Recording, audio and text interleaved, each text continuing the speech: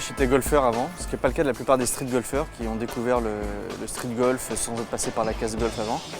Donc moi je peux comparer et ça n'a vraiment rien à voir. Il y a le jeu quand même, l'approche avec le club, etc. Les sensations. Bon, forcément techniquement il y a quand même le swing qui est le même, donc on retrouve la jouabilité.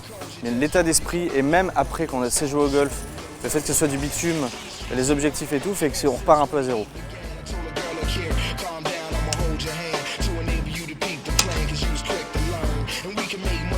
C'est des balles qui s'appellent Almost Ball, qu'on se fait importer des États-Unis. Ce sont des balles qui sont semi-rigides, donc c'est assez solide sur l'extérieur. Tu as des rebonds, tu peux aller jusqu'à 100 mètres.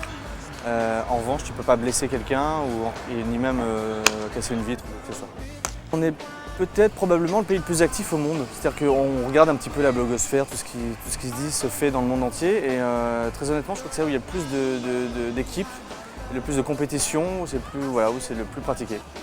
Alors on fait assez attention de jouer dans des quartiers où il n'y a pas trop de monde et surtout là où il va y avoir la chute de la balle, on met des joueurs qui font le passage. C'est-à-dire que s'il y a trop de monde, ils nous font signe de ne pas jouer, ils font patienter les gens si vraiment il y a trop de monde et qu'on veut faire le coup.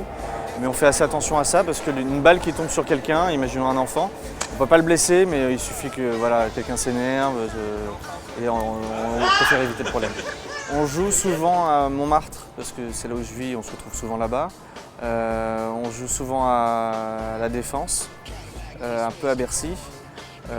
Et on essaie de découvrir des nouveaux quartiers, c'est comme le cas aujourd'hui.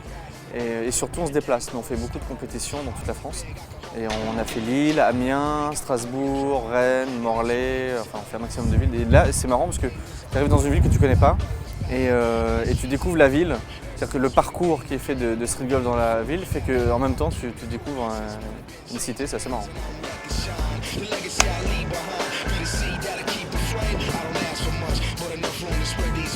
La street golf c'est vraiment une réappropriation de la ville par le fait que tout simplement, c'est mon cas, quand on vit dans une ville et qu'on a un club de golf chez soi, on n'a pas forcément une voiture pour aller sur un golf, on n'a pas envie de payer un green fish cher.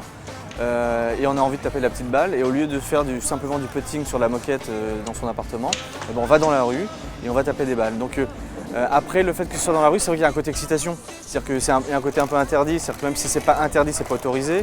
D'ailleurs on a parfois des problèmes avec la police.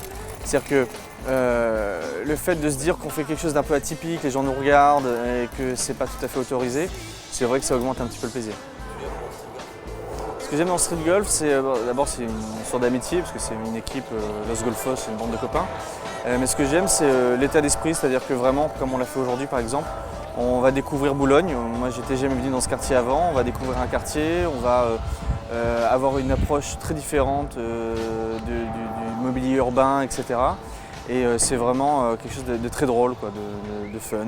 On ne se prend pas la tête.